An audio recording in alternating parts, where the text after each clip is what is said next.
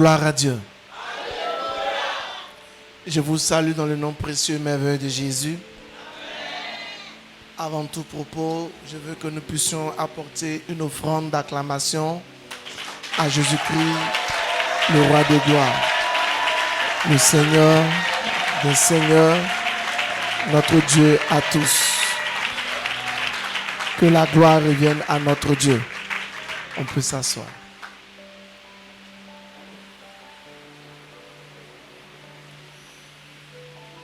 En ce 9e mois de l'année, je veux remercier le Seigneur qui a permis que je sois à cette chaire par l'intermédiaire de votre Père, de votre responsable, l'apôtre, qui n'a pas ménagé assez d'efforts pour que je sois à cette chaire et qui permet que je sois ici afin de vous entretenir sur un thème. À travers lui, je veux aussi remercier le premier responsable de l'église de l'annexe ici qui travaille merveilleusement bien.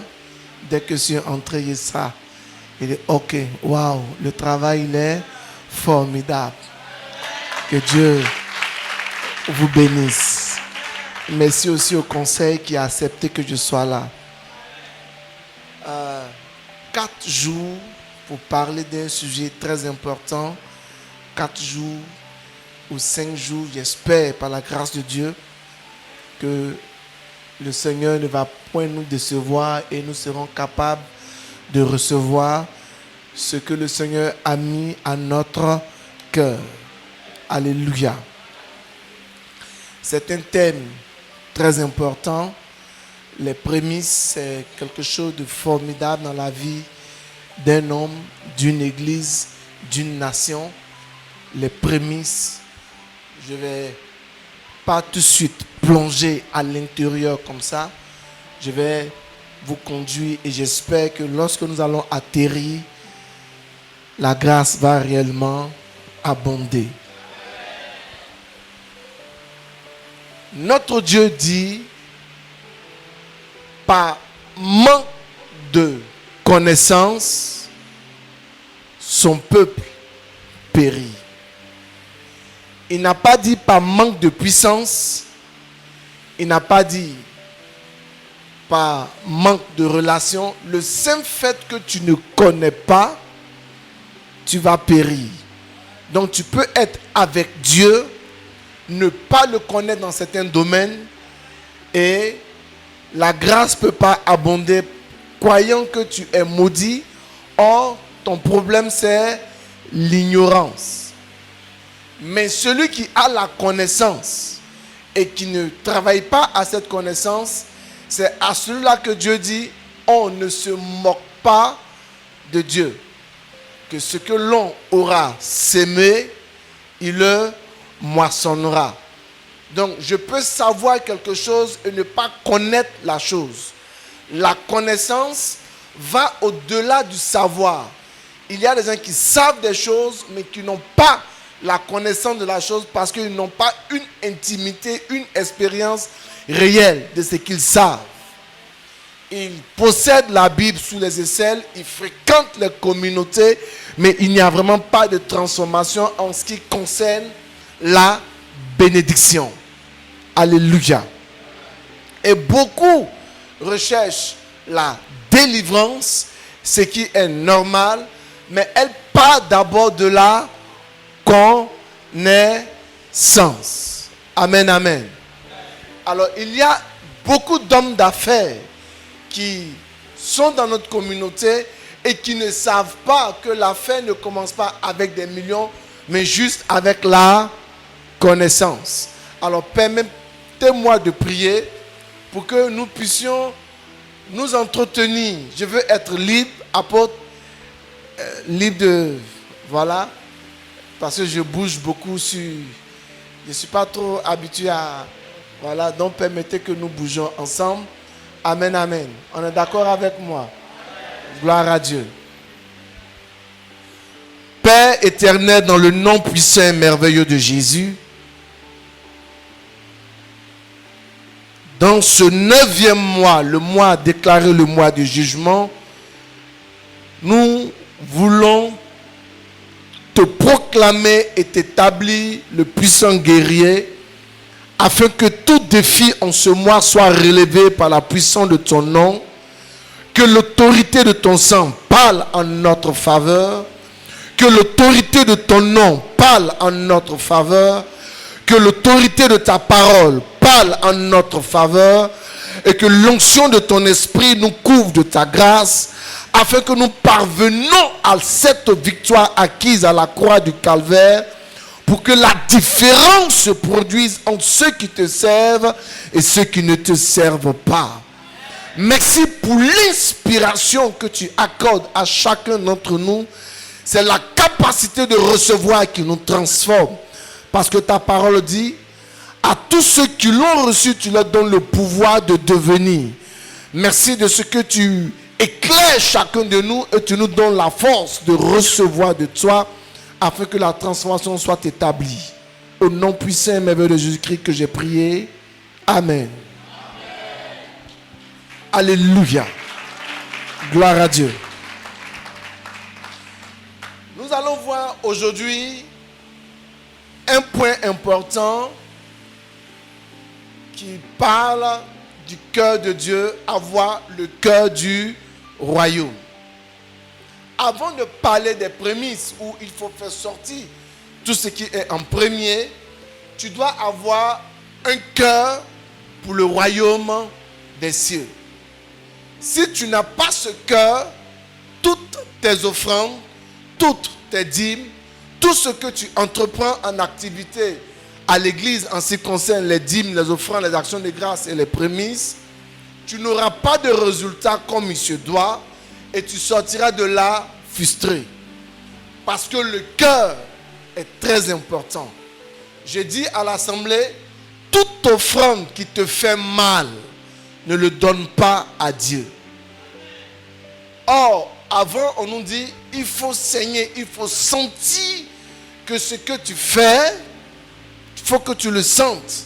On nous dit, tu dois donner ton Isaac et sentir la douleur de ton offrande. Non, l'offrande, c'est l'expression de ton amour.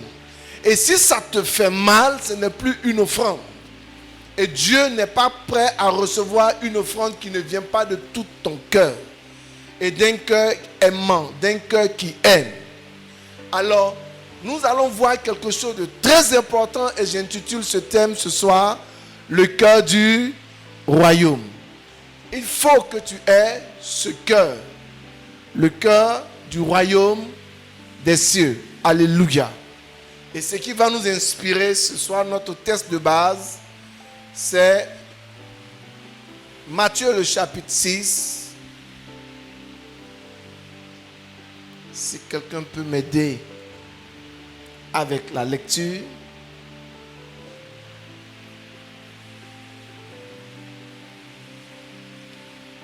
À partir du verset 25. Matthieu chapitre 6. À partir du verset 25.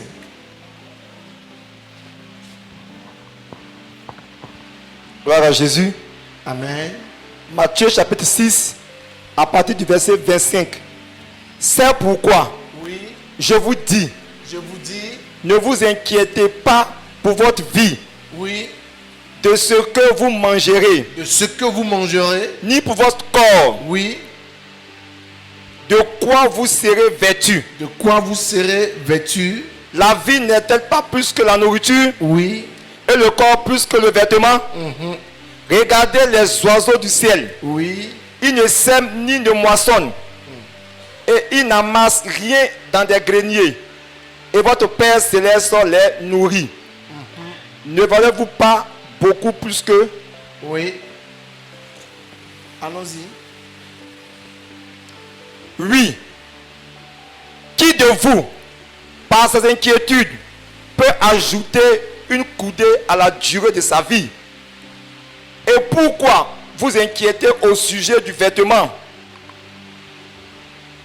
Considérez comment croissent les lits des champs. Ils ne travaillent ni ne filent. Cependant, Je vous dis que Salomon, même dans toute sa gloire, n'a pas été vêtu comme l'un d'eux. Si Dieu revêt ainsi l'herbe des champs qui existe aujourd'hui et qui demain sera jetée au four, ne vous vêtira-t-il pas à plus forte raison, gens de peu de foi? Ne vous inquiétez donc point et ne dites pas: que mangerons-nous? Que boirons-nous? De quoi serons-nous vêtus? Car toutes ces choses, ce sont les païens qui les recherchent. Votre Père Céleste sait que vous en avez besoin. Cherchez premièrement le royaume et la justice de Dieu, et toutes ces choses vous seront données par-dessus. Ne vous inquiétez donc pas du lendemain, car le lendemain aura soin de lui-même. À chaque jour suffit sa peine. Amen. Le texte sort de la bouche de notre Seigneur Jésus et il insiste sur un point très important, et moi je les appelle les païens de l'église. C'est qui? Ceux qui s'inquiètent de ce qu'ils vont manger, celui qui s'inquiète de ce qu'il va boire, celui qui s'inquiète de ses propres besoins. Dieu dit, ce sont les hommes du dehors. Donc si tu es un homme du dedans, ces choses-là ne doivent pas être pour toi sujet d'inquiétude. Qu'est-ce que le lendemain va produire? Qu'est-ce que je vais manger? Quelle sera ma vie demain? Dieu sait que tu as besoin, il pourvoira à ça. Mais il te montre la priorité des priorités. Ce pourquoi tu dois t'investir. Ce en quoi tu dois t'investir. Et il dit, cherche premièrement le royaume des cieux et sa justice. Et toute chose, c'est ce pourquoi tu t'inquiètes. Manger, t'habiller, boire, te vêtir, mariage, tout ce dont tu as besoin te sera accordé par-dessus tout. Donc quand tu n'es pas en train de mettre la priorité, le royaume des cieux en priorité, et ta priorité c'est je dois manger, je dois m'habiller, je dois avoir une maison, je dois avoir ceci, le Seigneur dit tout simplement que tu es un homme du dehors. Donc si tu ne dois pas être un homme du dehors, tu dois être quelqu'un qui met sa confiance en Dieu. Avoir le cœur du royaume. Cherche premièrement le royaume des cieux et sa justice. Si tu places cette chose en premier, Dieu t'accorde le reste. Amen. Si tu places le royaume des cieux en premier, Dieu t'accorde le reste. Mais si tu t'inquiètes pour ce que tu vas manger, t'inquiètes pour le lendemain, tu es un homme du dehors. Donc tu peux être au milieu de nous et être un homme du dehors. Pourquoi? Parce que tu t'inquiètes de ce que tu vas manger. Tu t'inquiètes de ce que tu vas porter. Tu t'inquiètes du lendemain. Il dit le lendemain va prendre soin de lui-même. Donc il y a des gens, comme nous sommes déjà dans le mois de septembre, ils sont déjà en train de maigrir pour le mois de décembre. Qu'est-ce qu'ils vont porter en décembre? Quand sera le mois de décembre? Le 24 janvier, ils vont m'habiller comment? Le 32 décembre, ils vont manger quoi? Ils sont déjà en train de se lamenter. Oh, ils n'ont même pas encore fini le jour d'aujourd'hui. Et ils sont en train de maigrir pour demain. Tu n'as pas fini avec les 24 heures d'aujourd'hui. C'est demain qui te fait déjà te mettre dans une position de souci, d'inquiétude. Le Seigneur dit, si tu le fais, tu es un homme du dehors. Donc tu es un païen au milieu de nous. Tout ce qui t'intéresse, c'est ton être. Je dois manger, je dois m'habiller, je dois bien me sentir. Et c'est pour ça que je viens à l'église. Or, nous-mêmes, dans notre relation entre monsieur et madame, entre deux amis, si c'est l'intérêt qui prime et que je découvre que tu es avec moi, pas parce que tu m'aimes à cause de ce que je possède, je dirais que tu es un hypocrite. Or, Dieu, on ne peut pas le tromper. Tu peux me tromper moi, tu peux tromper le pasteur, oui, c'est vrai. Mais Dieu dit, l'homme regarde à ce qui frappe aux yeux, mais lui, il regarde au cœur. Donc, il connaît tes intentions. Même quand tu soulèves la chaise pour la déposer, et si ce n'est pas avec un cœur parce que tu l'aimes, et que tu es en train de soulever la chaise parce que tu cherches le vêtement, l'argent ou ton bien-être, le résultat, c'est lui qui te donne. Donc ton service sera récompensé par les hommes, mais Dieu nul n'ajoutera rien à ta vie. Parce que tu ne fais pas ça avec le cœur du royaume. Alléluia. Gloire à Dieu. Et ça, c'est important. C'est pourquoi je dis, ce soir, il faut avoir le cœur du royaume. Cherche premièrement. Qu'est-ce que je dois faire en premier? C'est le royaume. Or, en quoi consiste le royaume? En d'autres mots, nous devons rechercher qu'est-ce que Dieu aime. Avant de pouvoir penser à notre bien-être, nous devons nous concentrer sur ce que Dieu aime. Et si tu fais ce que Dieu aime, frères et sœurs, si je fais ce que toi tu aimes, et que je m'applique à te donner ce que toi tu aimes, je finirai toujours à être dans tes bonnes grâces. On est d'accord avec? Alléluia. Si je fais ce que toi tu aimes, je finirai toujours à être dans tes bonnes grâces. Je vais vous donner une seule idée avant d'aller plus loin. Cela s'est passé avec Esther. Nous lisons tous le livre d'Esther et nous disons que Esther a été sélectionnée au milieu de ses belles filles. C'est elle seule qui a été acceptée par le roi. Mais quel était le secret d'Esther?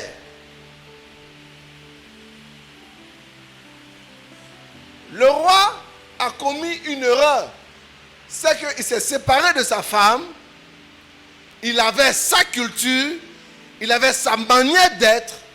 Et ils ont demandé, je prends un exemple banal, excusez-moi, le roi peut être ici à Port-Boué. Port-Boué est dirigé par les Hébriers. Et il veut une femme. Qu'est-ce qu'on fait? On demande au Bété de venir avec leur belle-fille. On demande au Djoula de venir avec les belles-filles. On demande au Baoulé, à toutes ces régions de venir avec les belles-filles. Et parmi elles, le roi va choisir la fille qui lui convient. Qui le convient. C'est ça? Gloire à Dieu. Alors, qu'est-ce qui se passe? Amen, amen. Qu'est-ce qui se passe? Quand les filles arrivent, on les met dans les chambres et on les donne des eunuques pour prendre soin d'elles, pour qu'elles puissent plaire au roi. Alors, la fille Bété est venue, elle est restée dans sa tenue Bété. Quand autour d'Esther, l'eunuque demande, qu'est-ce que tu as amené pour que je puisse mieux prendre soin de toi? Elle a dit à l'eunuque, c'est toi qui connais ton roi. Alors, maquille-moi, prends soin de moi comme la culture du roi. Tu le connais mieux que moi. Alors l'eunuque a pris soin d'Esther en fonction de la culture du roi. Donc quand toutes les femmes sont passées, elles sont passées avec leur culture. Le roi ne se reconnaissait pas dans la culture. L'habillement de Lacan ne l'arrange pas. Mais il veut voir une fille ébriée qu'il aime parce que lui il est ébrié. Or l'eunuque a pris Esther comme une femme ébriée. Donc quand le roi a vu la femme, il dit waouh. Vous comprenez? Tu ne peux pas séduire quelqu'un avec tes traditions. Faille que tu puisses. Quand nous voyons un blanc, nous, Ivoiriens, manger de la loco, on dit qu'il est intégré. On commence à l'apprécier. Quand ils font l'effort de manger le placali que nous aimons, on dit qu'il est intégré. Mais s'il vient à nous et qu'il nous impose son hamburger, on va dire, mon ami,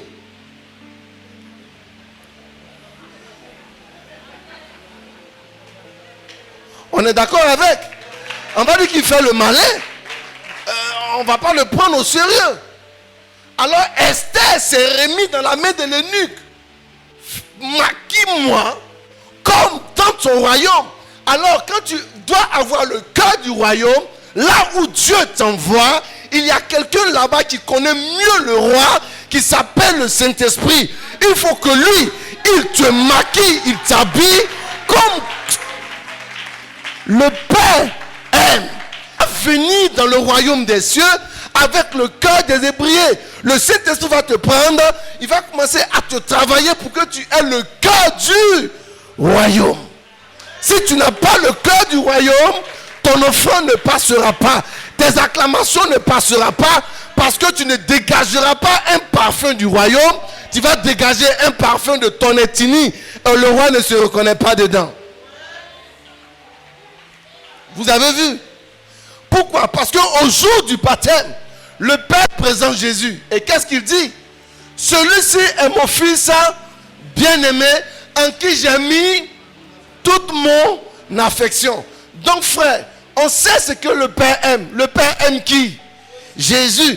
Donc s'il ne voit pas Jésus en toi, il faut sauter comme tu veux. Le Père ne te reconnaît pas. Il faut acclamer comme tu veux. Le Père ne te reconnaîtra pas. Parce qu'il y a une seule personne qui réjouit son cœur. Il s'appelle Jésus. Et si Jésus n'est pas en toi, même donne tout ton offrande. Le Père n'a pas besoin de ton argent parce qu'il ne manque de rien.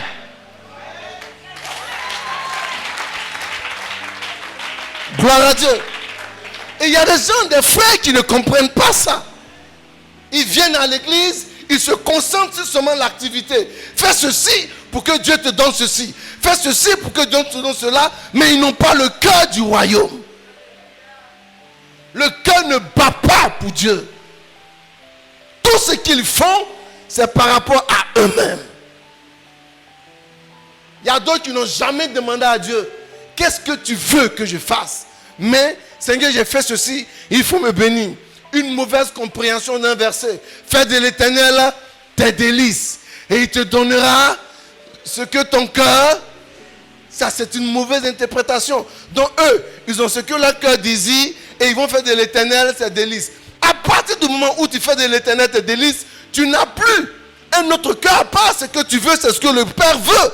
Parce que ce qui te réjouit, c'est l'Éternel. Donc, si l'Éternel est bon pour toi, tout ce qu'il te donne est bon. Donc, tu ne peux pas avoir un cœur à part et puis prendre un cœur pour aimer Dieu. Amen. Donne-moi un big amen. Amen, amen. Alors, avoir le cœur du royaume est très important. Alors, la question que nous allons poser, qu'est-ce que Dieu aime? Et que nous sommes en train de laisser ces choses et faire autre chose. Ou bien nous faisons la chose, mais nous ne sommes pas conscients que ce que nous sommes en train de faire, c'est ce que Dieu aime. Et à chaque fois que quelqu'un le fait, il attire l'attention de Dieu. Alors si tu le fais de manière consciencieuse, la grâce va abonder. Parce que tu ne fais pas ça de manière ignorante. Tu sais ce qui plaît au Père. Tu sais ce qu'on fait dans le royaume. Et lorsque tu le fais, la grâce abonde. Je résume ça en 3 grands points. Premier point, Dieu aime le monde.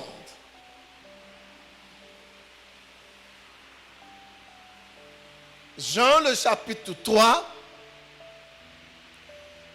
le verset 16.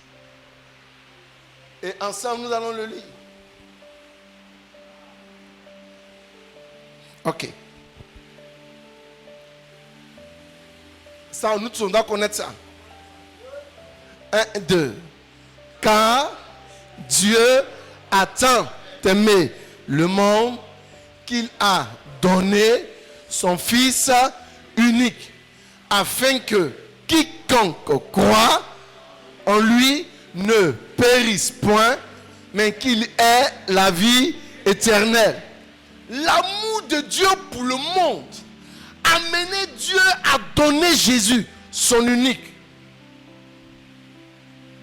Il n'avait pas deux. Quand il donnait Jésus, Jésus était le seul Fils unique, l'unique. Mais parce qu'il a aimé le monde et que Dieu aime le monde, il a donné Jésus.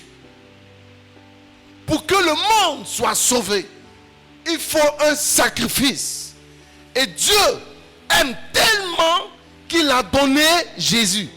Donc, gagner une âme à Dieu et pour le royaume, tu vas dans le sens où Dieu aime. Dieu aime le monde. Donc, il faut aller gagner des âmes. Pour le monde, il a donné Jésus.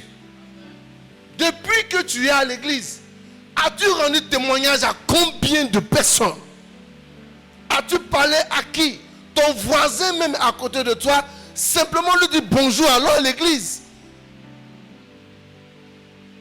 Mais tu es informé des rencontres à l'église, des temps de délivrance, mais tu ne fais pas ce que Dieu aime. Dieu aime le monde. Frères et sœurs, quand un enfant naît dans un hôpital, les parents se réjouissent. Mais lorsqu'un pécheur se repent, il y a de la joie dans les cieux. Est-ce que toi tu participes à gagner des âmes pour le royaume des cieux? Quand tu rends témoignage, non, je ne suis pas évangéliste. Oh non, moi je suis intercesseur. Non, moi je suis venu pour soutenir l'œuvre. Est-ce que toi tu es sûr que tu peux soutenir Dieu?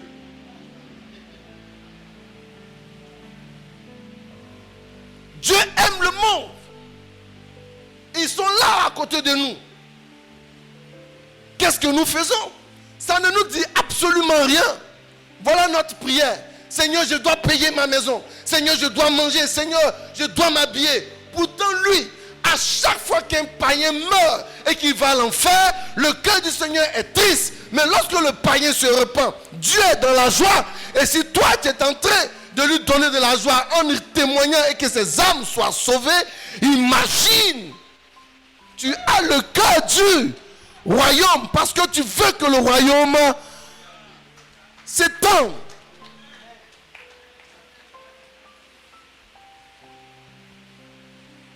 On n'a pas ce cœur. Deux fois même nous allons loin pour blâmer nos frères qui s'arrêtent dans les rues en train d'évangéliser. Nous trouvons qu'ils ne sont pas sages. Or la Bible dit, prêche la parole en toute occasion, favorable ou non. Qu'il pleuve, qu'il fasse chaud, annonce la parole. Mais toi tu es tellement sage, tu ne dis rien à quelqu'un. Tellement tu aimes la sagesse. Tu attends que le soleil descende. Quand le soleil descend, tu es dans la visite, en train de causer. Oh, d'autres fois on fait ça. Même dans la prière, soutenir l'évangélisation. Prier pour que les âmes soient sauvées. Et un cœur de transformer ces personnes, ces ivrognes, ces prostituées. Tu n'as même pas compassion. Quand tu vois, ils iront tous à l'enfer. Dieu n'est pas content de voir des âmes aller en enfer. Ce n'est pas son objectif. Mais toi, ta bouche est fermée. Même une prière en faveur de l'évangélisation, c'est pas possible. Tu te rappelles même pas quand même tu as dit au Seigneur, je t'en supplie, sauve les âmes. Si par malheur, tu allais à un club de délivrance et qu'on t'a dit que ton père, ta mère, du sorcier est là.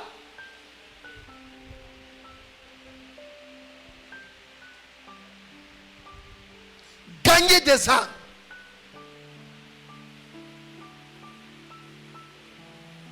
Il faut évangéliser d'une manière ou d'une autre. Dans ton lieu de service, le langage que tu as, parce que le langage du médecin n'est pas le langage militaire. Le langage militaire n'est pas le langage des banquiers. Donc, dans ton coin où tu es, apporte le message du royaume. Dieu veut intervenir en ce lieu. Et tu es les yeux, et tu es la bouche de Dieu là où tu es. Mais combien de temps? Lui là, je le connais. Tu as l'évangile, lui là. Tu t'amuses. Il est trop incrédule. Paul était incrédule. Mais il est devenu l'un des serviteurs les plus utilisés par le Seigneur.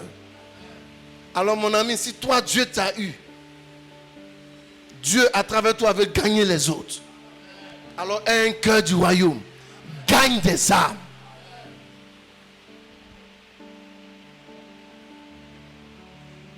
Ce n'est pas moi, j'ai dit, on l'a tous lu, non? Car Dieu a tant aimé.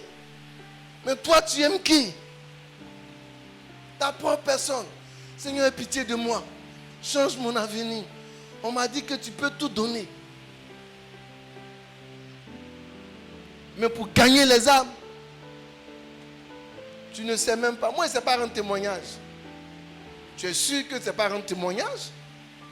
Si ce n'est pas un témoignage, c'est que toi-même, tu ne sais pas ce que Dieu a fait pour toi. Pour un témoignage, on n'a pas besoin d'être un évangéliste. J'espère que quand l'apôtre demandait de passer ici, il vous l'a dit. Pour un témoignage, on n'a pas besoin d'être un évangéliste. La femme samaritaine n'a pas fait 2 ans d'enseignement au pied du Seigneur pour aller parler de Jésus à tout son village. Elle dit, je l'ai vu, venez le voir. Venez le voir et tous sont venus. Il m'a dit tout ce que il a exposé ma vie. Donc venez, il va parler sur vos vies. C'est tout. Elle n'a pas appris à prier. Elle n'a pas appris à connaître notre Père qui est aux cieux. Elle ne parlait même pas en langue quand elle est partie dans la ville pour annoncer Jésus. Toi, tu as honte. Mais Paul nous dit, je n'ai point honte de l'évangile parce que c'est une puissance pour quiconque croit. Donc si je suis un gagnant d'âme, je participe à l'amour de Dieu et il y a des conséquences qui vont venir. La grâce de Dieu va abonder dans ma vie, mais je ne gagne même pas une seule âme. Depuis que je suis converti, je n'ai même pas gagné une seule âme. Une seule. Combien d'années de conversion? Combien d'années tu es à l'église?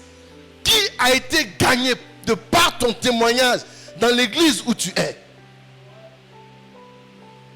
Mais combien de sujets de prière tu as envoyé à Dieu pour ta transformation?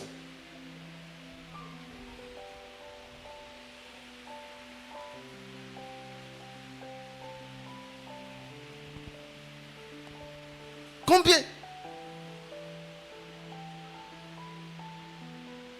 Ok. Nos cœurs doivent être transformés. Nous devons avoir le cœur du... Amen, amen. Retenez bien, le secret d'Esther, c'est que l'eunuque l'a transformé en fonction du goût.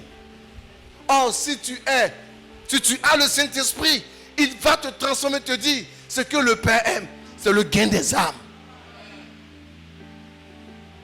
Amen, amen. Non, pasteur, je n'ai pas le temps. Ce n'est pas possible. Il n'y a personne qui peut travailler 24 heures sur 24. Personne. Tu vas avoir 8 heures de travail, 10 heures de travail. Sur les 24 heures, tu auras au moins 2 heures où tu ne fais absolument rien. Et toi, tu prends ce temps-là pour être à la télévision. Il y a quelqu'un qui, la nuit, n'a pas dormi. Voilà sa prière. Seigneur, si tu existes vraiment, fais quelque chose pour moi. Et tu dois être l'exaucement de cette prière. Je viens t'apporter le message, l'évangile, la bonne nouvelle. Jésus peut te transformer. Il ne t'a pas dit de les plier en deux. Il dit annonce l'évangile. Et lui, il fait le reste. Deuxième point.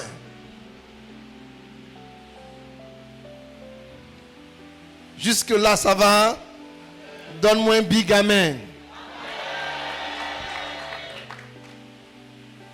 Jean chapitre 21, le verset 15 à 16. Il faut aimer l'encadrement, aimer la famille de Dieu.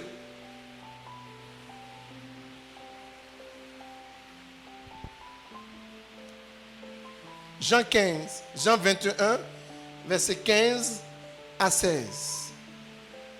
Jésus dit à Pierre, Pierre, est-ce que tu m'aimes?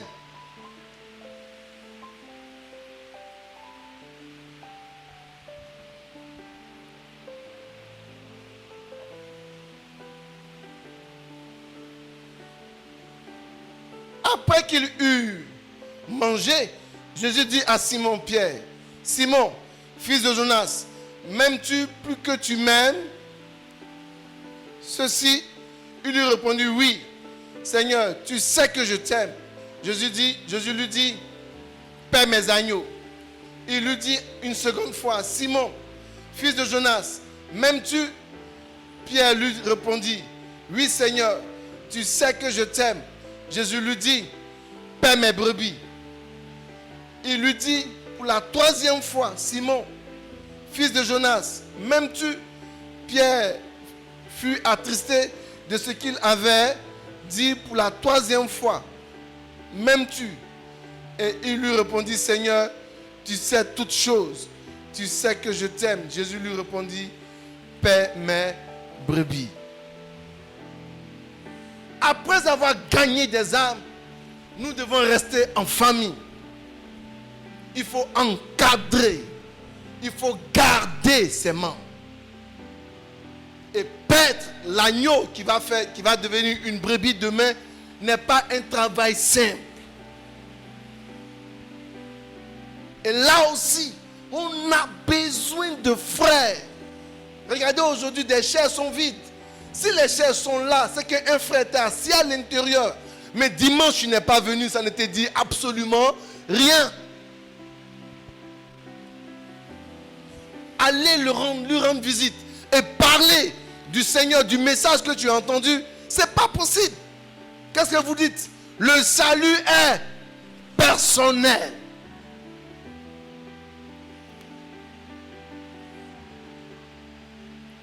Dieu nous aime de manière individuelle. C'est pas vrai. Il n'y a aucun membre sur ton corps qui ne dépend pas d'un autre membre. Ta tête est suspendue grâce au cou. S'il n'y a pas d'épaule, la colonne vertébrale, tu ne peux pas avoir une main. Tu ne peux pas avoir le pied. Chaque membre dépend d'un autre membre. Comment ça se fait que toi tu viens à l'église et tu ne dépends pas d'un autre membre? Tu travailles de manière individuelle. Tu ne t'occupes de personne. De peur qu'on ne s'occupe de toi, tu n'ouvres pas, frère. Attention, Jésus pour ressusciter Lazare, Marthe a dit, il sent déjà. Mais Jésus dit, enlève la pierre. Ce n'est pas l'odeur qui m'intéresse, c'est de le ramener à la vie. Frère, ce que tu caches est une pourriture. Si tu n'enlèves pas la pierre, on ne peut pas t'atteindre pour te transformer. Tu marches dans l'apparence de la piété. Tu n'es pas vrai. La parole de Dieu dit qu'il n'est pas bon qu'un homme soit seul. Les gens mettent ce verset uniquement que dans le mariage. Non.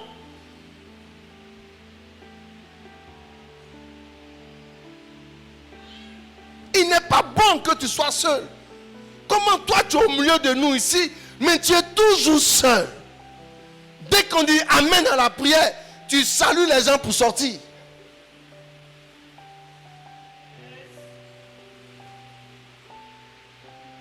Même bonjour, t'arrêter 5 minutes pour échanger sur la parole, pour échanger sur notre destinée, pour échanger sur notre église. Non, toi tu ne peux pas t'arrêter là parce qu'on se connaît. Si j'ai fait ça, tu vas prendre mon affaire pour aller dire aux autres. Donc après bonjour, on n'a plus rien à se dire. Pierre a été tellement criblé par le Seigneur jusqu'à 3 fois. Pierre, si tu m'aimes. Pierre dit oui, je t'aime. Il dit prends soin de mes brebis. Ne soyez pas Caïn pour dire, tu ne m'as pas établi sur Abel. Je ne veux pas prendre soin de lui.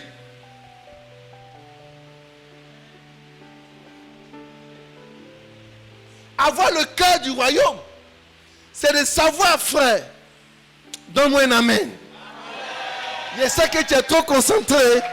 Et le résultat, peut-être que tu t'attendais à dire, non, maintenant voilà comment les premiers se passent. Avant d'aller là-bas, il faut avoir le cœur du royaume. Ces choses ne se font pas parce qu'il faut le faire. Non, est le cœur du royaume. Ici où on est, frères et sœurs, le lieu a de la valeur parce que nous sommes là. Mais toi, tu es lié à qui? Avec qui tu échanges? Ton badé, comme tu le dis. Ton partenaire, comme tu le dis. Ce n'est même pas pour la prière. Ce n'est même pas pour la méditation. C'est simplement pour les affaires du monde. Des discussions qui n'apportent rien. La Bible dit, de par la bouche de David, un jour dans tes parvis vaut mieux que... Ok, je ne sais pas, je n'ai pas vu le programme en rentrant ici. Je ne sais pas combien de fois Mireb se rassemble par semaine. Combien de fois, aidez-moi. 2 fois par semaine. C'est-à-dire le mardi et le dimanche. Mardi de quelle heure à quelle heure? De 19h à 20h30. Ça fait 2h30. C'est ça? Ou bien 1h30. 1h30. Le dimanche, de quelle heure à quelle heure? Des fois, quand on est âgé, on va qu'à midi. Donc, on peut dire au moins 5 heures de temps. Si on prend les 5 heures de temps qu'on ajoute aux 2 heures du mardi, nous sommes à 7 heures de temps. Donc, ça veut dire que même dans la semaine, on n'a pas fait 24 heures devant Dieu. Mais dans ça, là encore, on vole. On a 365 jours dans l'année. On a 52 dimanches. Dans les 52 dimanches, toi encore tu voles. Mais c'est toi qui aimes le verset là. Pour te fortifier. Au lieu de dire un jour devant Dieu, tu dis 1 heure devant Dieu vaut que 1000 heures ailleurs. Non, c'est un jour devant Dieu. 24 heures devant Dieu vaut mieux que 1000 jours ailleurs. En une semaine, nous nous rassemblons, nous ne faisons même pas 12 heures de temps. Ils ne peuvent pas avoir le temps parce que leur cœur n'est pas pour le royaume.